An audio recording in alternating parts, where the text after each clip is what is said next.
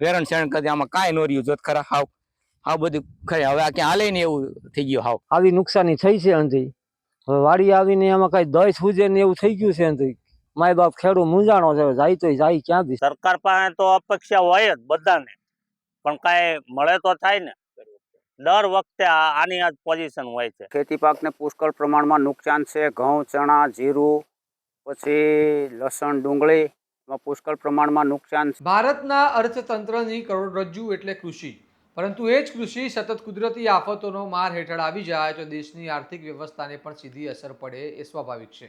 છેલ્લા કેટલાય સમયથી પર્યાવરણમાં થતા બદલાવ, અનિયમિત વરસાદ અને કમોસમી માવઠા હવે ખેડૂતો માટે સૌથી મોટું સંકટ બની રહ્યા છે. અને અમરેલી જિલ્લામાં છેલ્લા 2 દિવસથી પડેલા કમોસમી વરસાદે ફરી એકવાર ખેડૂતોને પાયમાલ બનાવી દીધા છે. તો આખરે શું છે આ સમગ્ર મામલો? આવો વિગતે વાત કરીએ આ અહેવાલમાં. નમસ્કાર, હું ચિરાગ વર્ષાબેન, આપ જોઈ રહ્યા છો સ્વમાન. અમરેલી જિલ્લામાં છેલ્લા 2 દિવસથી ભારે પવન અને કમોસમી વરસાદને કારણે ખેતી પાકોમાં વ્યાપક નુકસાન નોંધાયું છે. ખાસ કરીને ઘઉં, ચણા, બાજરી, ધાણા અને ડુંગળી જેવા પાક જે કાપણી માટે તૈયાર હતા તે જ પાક પર માવઠાએ સૌથી વધુ અસર કરી છે. ખેતરોમાં ઉભેલો પાક પવન અને વરસાદના કારણે જમીન પર પડી ગયો અને ઘણા વિસ્તારોમાં તો પાણી ભરાઈ જતા પાક સડી જવાની સ્થિતિ સર્જાઈ છે. ખેડૂતો માટે આ સ્થિતિ અત્યંત દુઃખદાયક છે, કારણ કે વર્ષભર મહેનત કરીને ઉગાડેલો પાક જે હવે વેચાણ માટે તૈયાર હતો તે પળોમાં બરબાદ થઈ ગયો છે. બગસરા, વડિયા, ધારી, અમરેલી, ખાંભા, સાવરકુંડલા અને લીલિયા જેવા વિસ્તારોમાં આ અસર વધુ ગંભીર રીતે જોવા મળી છે, જ્યાં મોટા પ્રમાણમાં ખેતીને નુકસાન થયું છે. જો આ મામલે ખેડૂત હિંમતભાઈ નાગપરા શું કહી રહ્યા છે? મારું નામ હિંમતભાઈ નાગપરા છે. મારું ગામ મોટા ઝીંઝુડા છે. અને કાલે 5 સાડા 5 આ પવન ફૂંકાયો બહુ વધારે પ્રમાણમાં. જાણે કે અમને એવી યાદ આવી ગઈ કે તોકતે વાવાઝોડું પાછું શરૂ થઈ ગયું છે. એટલો પવન ફૂંકાણો. એના હિસાબે આ મકાઈ છે એ મારી બધી પડી ગઈ છે. અત્યારે 5-10 વીઘાની મકાઈ છે, ટોટલ સંપૂર્ણ હાવ નાશ પામી ગઈ. કારણ કે અત્યારે અમારે લાણીની તૈયારી હતી, વાઢવાની તૈયારી હતી, અને આ નુકસાની અમારે સહન કરવી પડે છે. કેટલું નુકસાન? નુકસાન 2.5 લાખ રૂપિયાનું તો ખરું પાકું.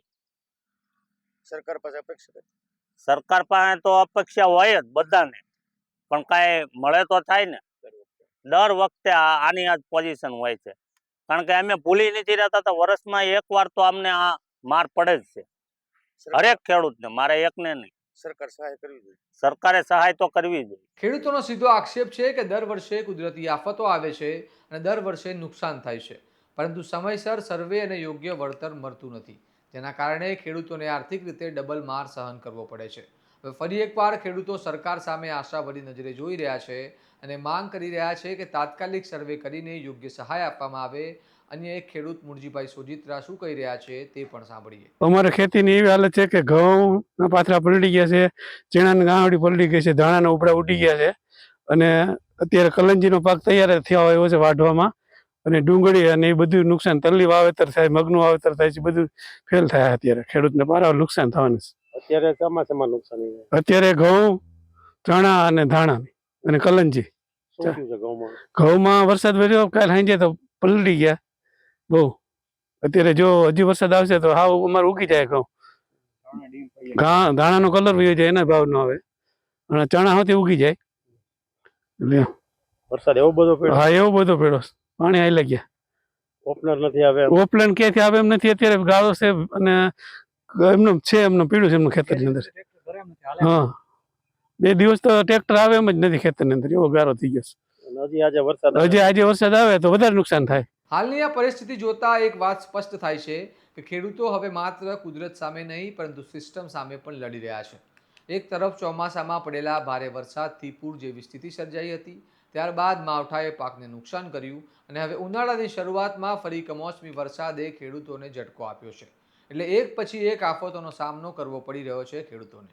આ પરિસ્થિતિ માત્ર એક જિલ્લાના ખેડૂતોની નથી, પરંતુ સમગ્ર રાજ્ય અને દેશ માટે ચેતવણી સમાન છે, કારણ કે પર્યાવરણમાં થતા બદલાવ હવે ખેતી પર સીધી અસર કરી રહ્યા છે, અને જો સમયસર અને અસરકારક નીતિઓ નહીં બનાવવામાં આવે તો આવનારા સમયમાં ખેતી વધુ જોખમમાં આવી શકે છે. હવે સૌથી મોટો સવાલ એ છે કે શું સરકાર આ વખતે ઝડપથી સર્વે કરીને ખેડૂતોને વળતર આપશે કે પછી ફરી એકવાર ખેડૂતોને રાહ જોવી પડશે, અને શું આવી પરિસ્થિતિ માટે લાંબા ગાળાનો કોઈ ઉકેલ લાવવામાં આવશે કે નહીં?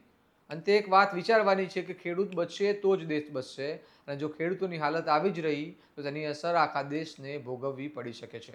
આ મામલે તમારું શું મંતવ્ય છે અમને કમેન્ટ કરીને જણાવો, અને આવા જ વિશ્લેષણાત્મક અહેવાલો માટે સ્વમાનની ચેનલને સબસ્ક્રાઇબ કરવાનું ભૂલતા નહીં. નમસ્કાર.